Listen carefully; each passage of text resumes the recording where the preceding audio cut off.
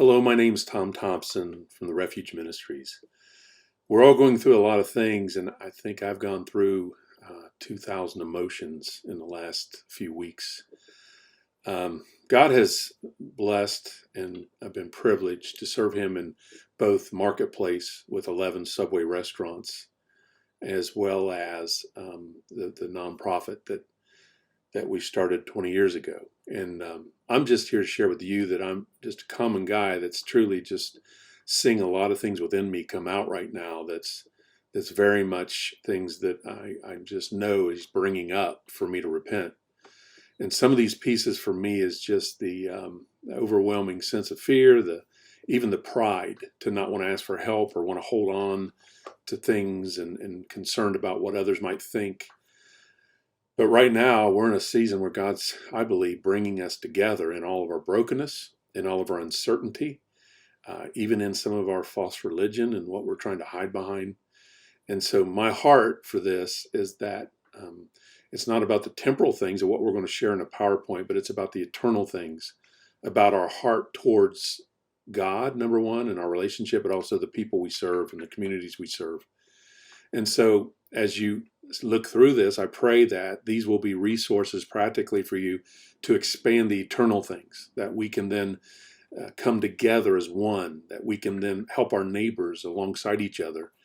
And the only reason this has come to pass is because of some marketplace men of God that have come around this, that have said they wanted to do this, to serve the ministries, and that was their heart. And I got to watch Christ through them do this, as well as just the Parachurch coming together with different ministry leaders as well, and truly to serve the church of Jesus Christ overall. So I pray that this will be encouraging for you, but also know that we're all in this together in our brokenness. And it's a great time to be real. It's a great time to be authentic, and it's a wonderful time to come together because we need each other for the fuel that we give to one another through the Holy Spirit. So God bless you. And again, I just thank you that God has really got our attention. So I hope this is important to you. So now for the presentation. Our biggest hope in this was to give practicality and tools to what everybody could utilize and open up maybe even some witty invention ideas, whatever God may give us, to really move forward, to sustain us through this time. And as Tyler prayed, even to thrive during this season. So that's our hope, and that's our prayer for what we're doing now. So let's kind of just jump in. So the getting organized, I've had the privilege to work with a gentleman on this call, Ben Reynolds, and Ben is 26 plus years. He was a loan officer, vice president, getting ready to be a president of a bank, and literally has worked with people every day when it comes to getting their information, evaluating whether they would receive a loan or whether they would receive finance. And he is just well attuned for such a time as this to be on our team in the kingdom, to be able to help us to know what is a banker looking for right now in order to put you in a place to receive whatever is becoming available through some of the opportunities. So I'm going to play this video of Ben, and he's going to just share with you a little bit about what a banker would be looking for right now as we're getting into presenting to them. Hi, everybody. My name is Ben Reynolds. I'm the CFO for the Refuge Ministries in Columbus, Ohio. And I'm here today to talk to you about seeking resources in light of the COVID-19 pandemic.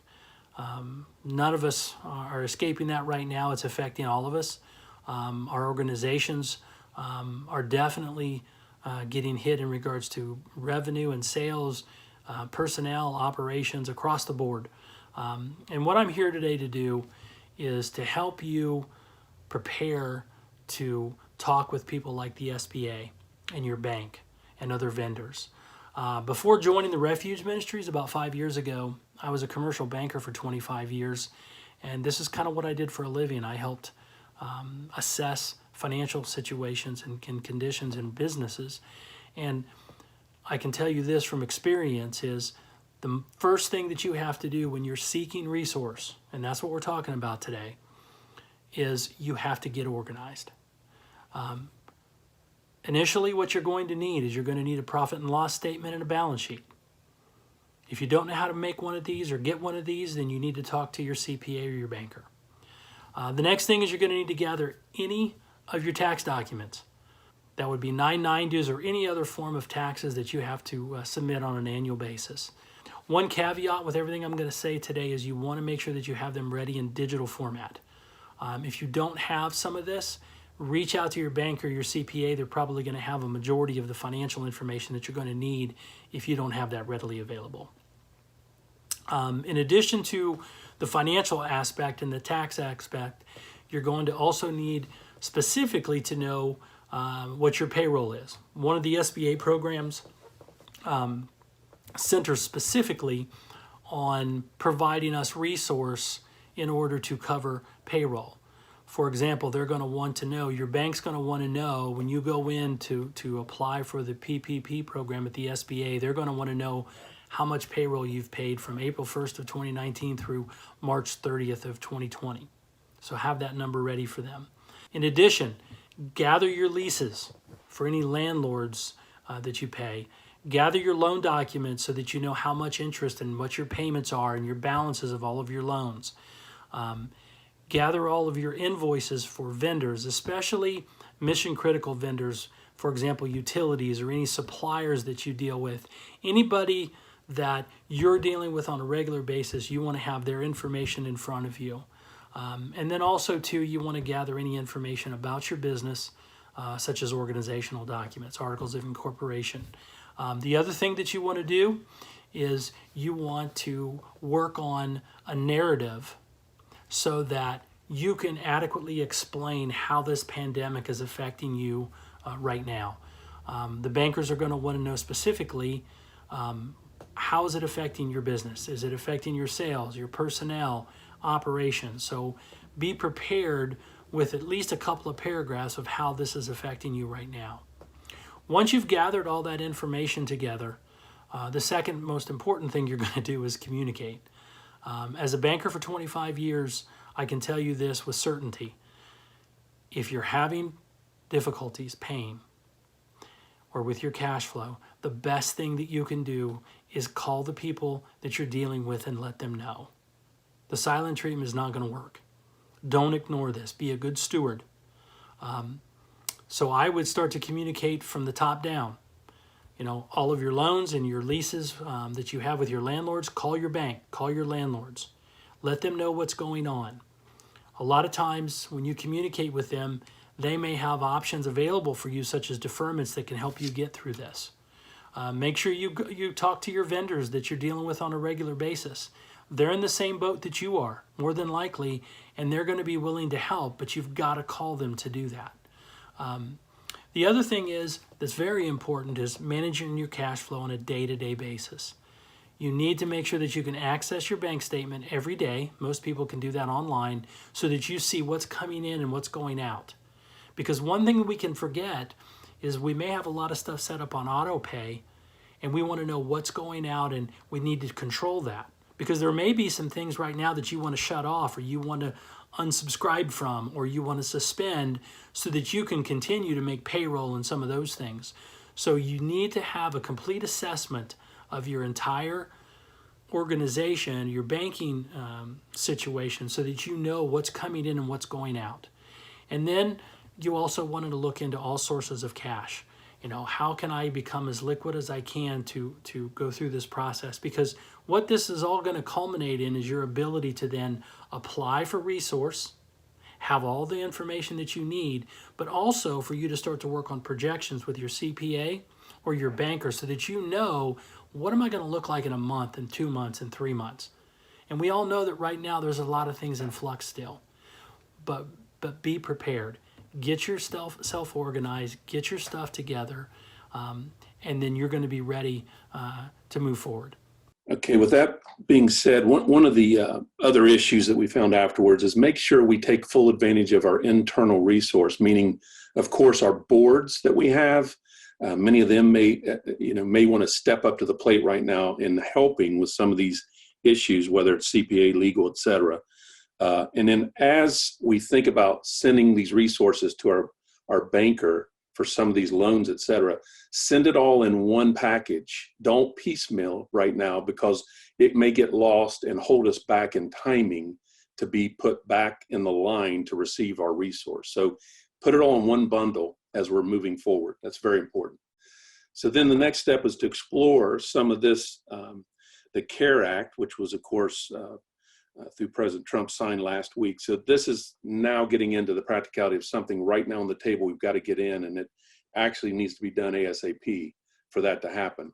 So there's SBA loans, charitable giving initiative, and delayed payment of payroll taxes. These are all different things that we can now take advantage of.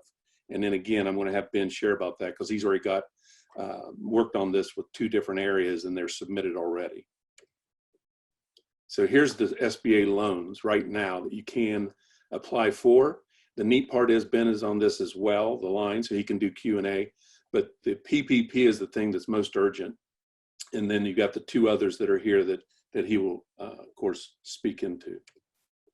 In step 1, we talked about gathering all the documents you're going to need to apply for some of the resources that are going to be available to you through the CARES Act, and also possibly your bank or other local, state, or governmental officials. Right now, we want to talk about step 2. And step 2 is, what are some of the resources that are going to be available to us, and how do we go about applying for them? Well, the CARES Act, which was signed into law by the President last Friday, is a $2 trillion stimulus package that's designed to help businesses mitigate the financial strains of what's going on with the COVID-19 pandemic. The CARES Act specifically has 3 SBA programs that are available to you. There's a charitable giving incentive, and also delayed payment of payroll taxes. What I would like to talk to you about today have to do with the 3 SBA programs. The first one is called the Paycheck Protection Program, or PPP. This particular program you're going to need to go through your bank to qualify for. They're working with the SBA to go ahead and get people qualified. If you remember, in step 1, I told you to gather the payroll information that you have from April 1st of 2019 to March 30th or 31st of 2020. That number is going to be used to help qualify you for how much you're going to be able to apply for. Right now, according to the CARES Act, that's 2.5 times the average total monthly payroll costs of the business. So what you want to do is you want to reach out to your banker right away. Personally, I've reached out to mine. They've received all of our information. For example, all my financials, my taxes, my documents. We've even sent them a page of information about how the pandemic is affecting us financially right now and what we look like it's going to be down the road. We've given them all that documentation, including the payroll information, and they're going to get back with us when that process starts. They're still waiting on a little bit of the information from the SBA to come down to see how that process goes. Now, there's 2 other programs in addition to that. These other two programs, you're going to go straight through the SBA to take advantage of them. Those programs are called the Economic Injury Disaster Loan Program and the grant that's associated with that. Now, the nice thing is they've got both of those in a streamlined application, so you can kind of kill 2 birds with 1 stone. So what you're going to want to do is you're going to want to go to the sba.gov/funding-programs/disaster-assistance. That site should be up on your screen for you to jot down. When you go to that site, at the very top, there's going to be a yellow bar, and it's going to have a place for you to click to access the application for the Economic Injury Disaster Loan. You click on that page, and it's going to take you to the Disaster Loan Assistance application page. The application is streamlined, and what I mean by that is it's set up so that you can enter just the information that you need to enter to get this ball rolling. In addition, the grant, where you're going to apply for the grant, it's embedded into this as well. So what you're going to do is you go through this application. There's going to be a place specifically for the grant where you're going to be able to check a box. And underneath that, you're going to check the box that you want to qualify for that $10,000 grant. And underneath that, you're going to have a place for the name of your bank, your routing and account number. So make sure you have your bank information readily available as well. Now, as you go through that application, get the documents that we talked about earlier together so that you can easily access information to be able to put in the application. You should be able to fill everything out from start to finish in one setting. It shouldn't take you very long at all, maybe 45 minutes to an hour and a half. It's really not that bad of a deal. Now, the application, you're not going to be uploading any documents. You're just submitting it. At the end of it, once you sign everything and submit it, they're going to give you a confirmation. You want to make sure you print that screen out, write that number down. They're going to then end up getting back with you, and then all those documents that we talked about having a digital form of, you're going to end up probably having to upload those to the SBA so that they can evaluate your application. Now, one thing that's very important before you get started with this or before you go into the bank is get a folder and put everything together. I would recommend, again, not only have them digitally, but have things printed out so that you're ready to provide anybody that needs it with the information needed so you can go ahead and get the ball rolling with your bank or with the SBA or whoever. We're all in this together, people. I'm sharing my experiences with you, and if there anybody out there that you can help, I would recommend you do that too. If you have any further questions, reach out to your banker, reach out to your attorney, reach out to your CPA. They can all be very valuable sources of information for you. Thank you very much, and God bless. So the next step is we've been given an awesome gift in Ohio, and the gift I'm not talking about is a temporal, eternal gift, and his name's Dwight Montgomery from National Christian Foundation of Ohio. And so Dwight's going to share with his expertise and his heart and just a great kingdom guy some of the things on the donor advised funds that we could take advantage of as well. Hi, my name is Dwight Montgomery, and I serve as the president of the National Christian Foundation of Ohio. And I just wanted to give you a little bit of an understanding as to how a donor advised fund works and how it may be able to serve the organizations in which you are all involved. A donor advised fund simply is a tool or a conduit, if you will, where people will gift various types of assets into this tool. They will use this tool as a gathering place for things like cash, whether it be cash from an ETF check that they've deposited or a credit card. But people will also use this as a means of transferring to the causes that are important to them assets such as publicly traded securities, whether that be an individual stock, a mutual fund, an exchange traded fund. A lot of folks will also utilize this as a way to give some of their private securities. Maybe they have a closely held business, an S corporation or a C corporation, an LLC partnership, where they want to give away some part or all of their business if they're going to be facing some kind of transaction or liquidation of their business. So the point is that be aware that people are doing a lot of giving through this tool or this mechanism. And then at some point they will make decisions about where they want to grant those resources to, whether it be to their church or the ministries that they're supporting. And so as people have gifted money in and then they make grant opportunities out, the individual controls or at least has influence over where those dollars are going to go. So as you're simply aware of this tool and you're talking to the people that are supporting your organizations, whether they be donors or other people who have connections to people who are working with this type of tool, just be aware that it exists and that it may be an alternative source for some of the resources that people will utilize to share with you to work through to the people that you're serving and supporting in the organizations that you work with. We won't get into a lot of the complexities of the tool, but I think the key is just knowing that the tool exists and it's available out there. And a lot of individuals, families, churches, ministries use this tool. So if you're curious about how that tool could serve the work that you're doing, reach out to your local community foundations. A lot of them are utilizing the Donor Advised Fund. Many financial institutions where people have their investment portfolios will use a donor advised fund. Certainly you can reach out to the National Christian Foundation. You can contact my organization about how we work in the community of mobilizing resources. But just be aware that the tool exists and it's something that may aid in the work that you're doing. The other step for Dwight is step 4, which basically is going to speak to the needs of the just the benevolence side of things that we could take advantage of in these special situations as well. Hi, Dwight Montgomery with the National Christian Foundation of Ohio again, and now I want to talk to you a little bit about how your organizations or how individuals can think about a benevolence conversation. Benevolence is typically something we see done through the church, where the church will take proceeds from their budget and distribute those dollars to people who have a significant need.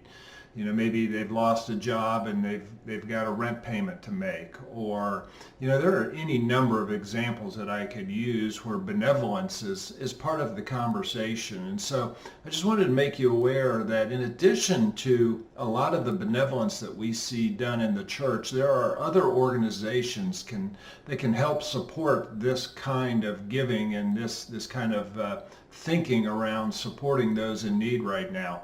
And many times, those needs can fall into the financial category need. As I use the rent example, or a car payment, or they've just got some kind of debt or liability that they've got to cover, and because they've lost a job or they've been furloughed, they're finding themselves struggling a little bit. Sometimes it's an educational need, support with a tuition payment. Oftentimes, right now, we're seeing a lot of corporate benevolence grants being created for, again, those people that have been laid off. Not much different than some of the work that the federal government is doing to send paychecks out to those people so that they're able to, in its simplest form, keep food on the table and a roof over their head. So really what I want you to know is that there are organizations out there. I'll give you some examples. Here locally, there's an organization called the Simple Gifts Foundation, or nationally, Helping Hands. But a lot of these organizations can serve or act as a conduit, much like what the Donor Advised Fund that I described earlier is, a way to getting monies to these people who are in need. And so oftentimes too, people can take dollars from their donor advised funds, share it with these organizations to then get these dollars distributed to the individuals who are finding themselves in need. So understand that there are a lot of other tools beyond just the typical check or cash giving that we do, and I do not want to discourage anybody from stopping to do that. But there are other assets, again, that can be leveraged in other tools. And so know that there are organizations out there who work with, again, the community foundations, the financial institutions where the donor advised funds are held, or some of the close relationships that we have at the National Christian Foundation that can, again, be utilized to serve people who have a real need given the situation that they find themselves in today. So again, reach out to these organizations. Feel free to contact us here at the National Christian Foundation, and we'll connect you and serve you in any way that we can. Another opportunity is foundations, whether it be on a local or emergency or any other place that we can find online. And Chris Cook, that has worked for many, many years in the area of helping people fit pension funding and dealing with millions of dollars. He's now really reaching out locally, and a great resource. And we'll hear from him on maybe some ideas of how to take advantage of the foundations locally. Hi, my name is Chris Cook, and I coordinate institutional development at the Refuge here in Columbus. And today I wanted to talk to you about community foundations. These may be a good source of funds for you to investigate as you try to raise money to help get you through the onslaught visited upon us by the coronavirus. I hope everybody's doing okay out there and are faring the storm all right. I'm praying for you. Community foundations are set up specifically to provide financial assistance, largely in the form of grants, to organizations, 501c3s in particular, in towns, cities, and rural areas in Ohio, specifically to help improve the quality of life for the citizens of those areas as well as visitors. And there are 64 community foundations in Ohio, almost all of them active in the more populous areas, in the bigger metropolitan centers. Here in Franklin County in central Ohio, we're serviced primarily by the Columbus Foundation, which is an outstanding organization, old. They happen to be the largest charitable foundation in the state of Ohio, and in Franklin County's contiguous counties that create the core of central Ohio, that being Fairfield and Licking and Delaware, Union, Madison, and Pickaway counties. All of these counties have foundations by those names that have, in the last week or so, activated emergency funds, that either established ones or activated ones that it had on the shelf, specifically in response to COVID and the difficulties that it has gone ahead and created for a lot of faith-based and not-for-profit organizations that are just getting hit hard in all ways, as really everybody is. And these funds have been set up to provide relief, to help bridge the gap until things start to look something normal again. We're hoping sometime in the early summer we might get back to that. Now, before I get going on what you can reasonably expect and how to approach these foundations, what's going to be asked of you in terms of grants, it's very important to point out one thing, and that is that these community foundations, they straddle that public-private funding line. And as such, the faith-based component starts to get a little sticky sometimes when asking specifically for grants that relate to driving a religious point, purpose, or activity. Where faith-based organizations can go ahead and receive funding from these, if the services that are provided or the initiatives that are being taken by faith-based organizations provide broad benefits to the community as a whole. As an example, just use the Refuge, okay? We provide addiction recovery services through our residential programs to men and women. And despite the fact that we are a Christian organization, we serve anyone regardless of faith or background. So it's easy to make the case, because it's true, that we serve anybody from all over Ohio. If you're willing and able, you can come into our free programs, right? That's an example, right? So I would encourage you, before you get rolling with these things and start taking the time to go ahead and put in applications, talk to a point of contact at these foundations, get a hold of somebody, and ask the question, how they treat faith-based organizations. Run it by. If you feel this criteria is consistent with what you do or your organization does to benefit a broader community, just run it by them and just get good with that question before you start digging in, so that you can make that fruitful effort to go ahead and fill out a strong application for this grant and hopefully have it come to bear. The best way to find these community foundations is Google them. Your county, your city, whatever it might be, Google that with community foundation right behind it, and odds have it will pop up. And when you'll hit their websites, my observations, as I've checked these out in preparation for this, is that they make these response ones super easy to find, just to get your teeth right into. They'll be right up front on their websites. They want to help you. And so what they're going to be asking of you is probably just a general idea of what's happened to your organization and the effect that the crisis has had on your finances and your ability to operate during this crisis, and what you can reasonably expect of what's going to come out of it on the other side as 2020 starts to take hold and you get into the third and fourth quarters. Because everybody's expecting stressed financials throughout the course of the year. It's going to be some time before everything gets back to normal in the way that it was. So the best way to express that, I have found, is to provide them a budget, the one that you had in early 2020, that you expected to play through the year for, and then one that you have come up with in the wake of what's happening to the best that you can. And, keep in mind that things are fluid, obviously, as you know. So if you can forecast to the extent possible what you can reasonably expect in terms of an operating budget or the gap that's been created and what you're wrestling with and have to fill, that's going to be widely appreciated. Okay. The other thing too is you're going to want to talk about the impact, your footprint as an organization on the community as a whole, the services you provide, how it rests in the particular townships or villages, the cities that they serve, the types of population that are served by your programs. And so that they can give some sense of impact of your presence in those community and the betterment that you provide in quality of life and general living conditions. But it's very, very important. Remember, these people that are these grant makers, they're fiduciaries. They're stewards of other people's money. They have their legal requirements and they are on your team, but you have to help them help you.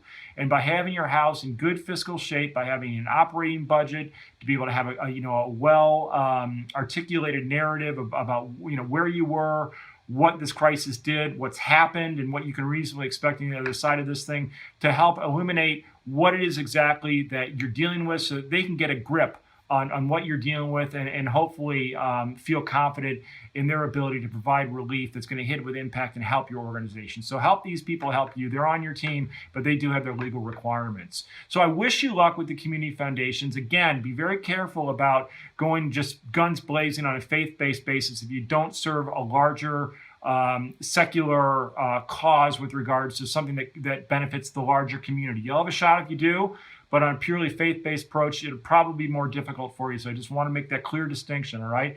I wish you luck, all right? And again, there's 64 of these things in the state. Just Google them, get to their websites. All of these applications are going to be online for the most part, but I would encourage you, if possible, to get a hold of somebody on the phone if you have any questions up front so you can put a good grant in, and I wish you luck and all of the best in navigating the COVID crisis going forward. Thanks. And then as we're going forth with all the different opportunities from step 1 to 5, and we've exhausted all those, we may still have a gap in our sustainability or our funding. And thank God for marketplace ministers out here, and they're commissioned in the marketplace for resource. And that's their heart, is to give and generously maybe fill some of that gap. And we've got Chris Watkins here to kind of speak to that from his heart as well. Hi everybody, my name is Chris Watkins. I'm a business owner both here in Columbus and also in Asia. I also have the privilege to sit on several different boards, both here locally in Columbus and nationally in the nonprofit sector. One of the things I think that we in the marketplace really should be called to do at this point in our time is, first of all, go through this process of learning how to submit our own applications as a business that would qualify underneath these plans, so that we understand firsthand what it takes to get it done.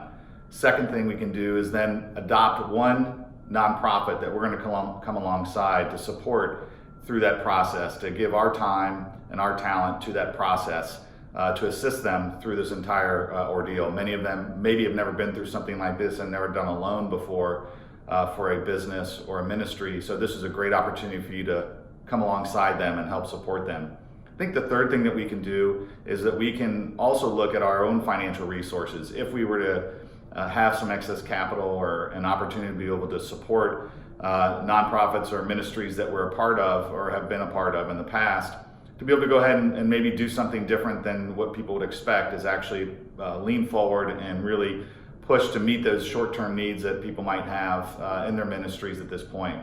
So I think we have a great opportunity in the marketplace to lead, to support and really demonstrate what God's blessed us with, which is expertise in these areas. So let's take all of our time, all of our talent, all of our treasure to be able to support each other through this incredible time.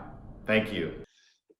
So finally, step 7 is, what are some resources that might be available to us as we're walking through this process? So number 1 is the first resource is legal resources. Here's just a couple of opportunities, and we're kind of giving you some vetted people that we may be aware of or been given to us that we want to make available if you need those. So you got your legal resource. Think about your CPA resources, of course, as well as bank resources, where really this is where it gets personal with SBA right now and everything. You need to really talk to someone that you've already been doing banking with, that you have a personal relationship. So just ask your personal banker in regards to help on that. foundation resources. There's Dwight, of course, the Columbus Foundation, and then those are places that we can get expertise in that arena. I hope this PowerPoint has been helpful and effective, and most importantly, gives us some hope towards an abundant mindset for what God can do during these times of seeking Him and calling out to Him. I pray that against the scarcity mindset, or it's all about me trying to protect what I think and am deceived to think is mine. God owns it all. It's all His. We're just stewarding it as well as He gives us wisdom and the strength to do.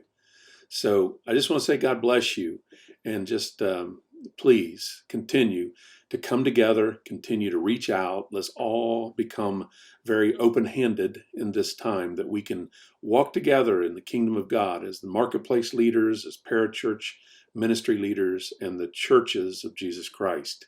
And we all know what we're here for. We are here to come together to glorify God and to truly seek others for the harvest, that they can come to know Him and come to experience Jesus Christ, which is the name above all names in the midst of this crisis.